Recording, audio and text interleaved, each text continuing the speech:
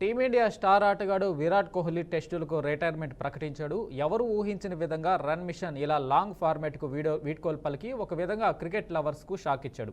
తాజాగా కోహ్లీ అర్ధాంగి నటి అనుష్క శర్మ ఇన్స్టా వేదికగా స్పందించారు. భర్త టెస్టుల నుంచి వైదొలగడంపై ఆమె ఎమోషనల్ పోస్ట్ పెట్టారు. అందరూ నీ రికార్డులు మైలురాళ్ళు గురించి మాట్లాడుకుంటారు, కానీ నువ్వు ఎప్పుడూ ఎవరికీ చూపించని కన్నీళ్లు, ఎవరో చూడని పోరాటాలు ఉన్నాయన్నారు. ఈ ఫార్మాట్పై నువ్వు చూపిన అచంచలమైన ప్రేమ తనకు గుర్తుండిపోతుందని తెలిపారు. నువ్వు అద్భుతమైన వీడ్కోలును పొందావు అని అనుష్క శర్మ తన ఇన్స్టా స్టోరీలో రాసుకొచ్చారు.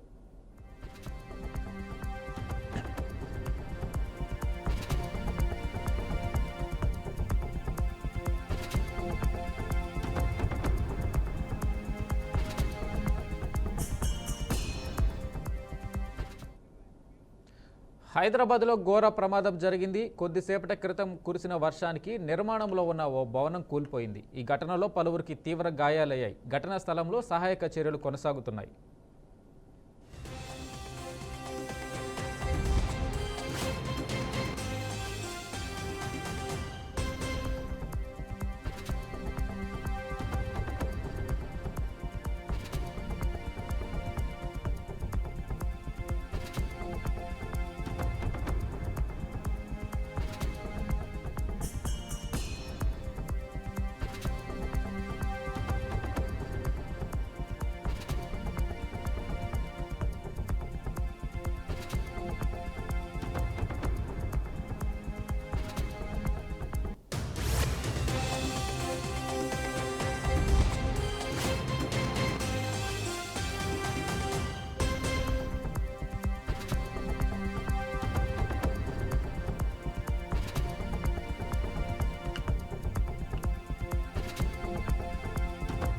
ఇక దీనిపై మరింత సమాచారం మా అవుట్పుట్ ఎడిటర్ వెంకట్ అందిస్తారు. వెంకట్, చెప్పండి.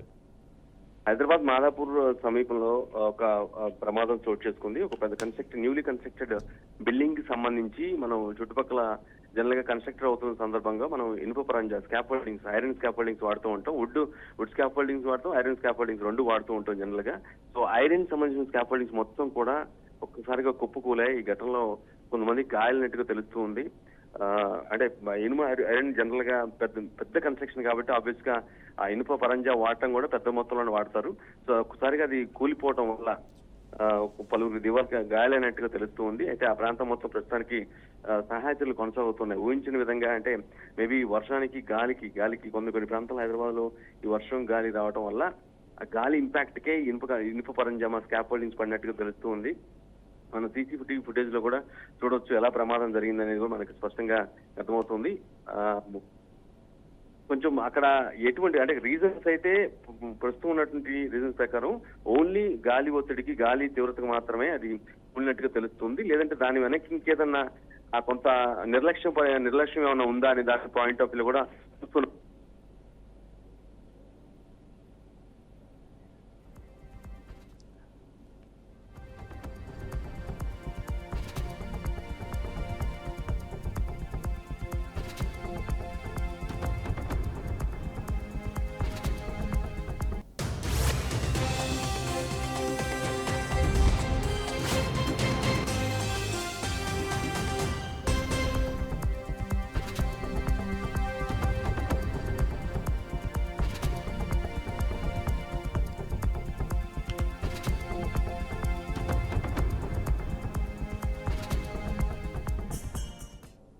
అయితే వెంకట్, అంత పెద్ద గాలి వచ్చి నిజంగానే కూలిందా లేదంటే స్కాఫోల్డింగ్ కన్స్ట్రక్షన్ లో అంటే వాటిని నిలబెట్టే క్రమంలో ఏదైనా నిర్లక్ష్యం జరిగిందా, ఆ ఇంజనీర్ ఎవరో ఎందుకు జరిగింది అనే విషయంపై కూడా ప్రస్తుతం ఆరా తీస్తున్న పరిస్థితి కనిపిస్తుంది. ఇంకా మనకి నైట్ పూట కావడంతో చాలా ప్రమాదం తప్పింది. అదే మార్నింగ్ పూట అయితే దీని ఇంపాక్ట్ కాస్త ఎక్కువగా ఉండేది, ప్రాణ నష్టం కూడా పెద్ద ఎత్తున జరిగి ఉండేది అనే అనుమానాలు కూడా వ్యక్తం అవుతున్నాయి.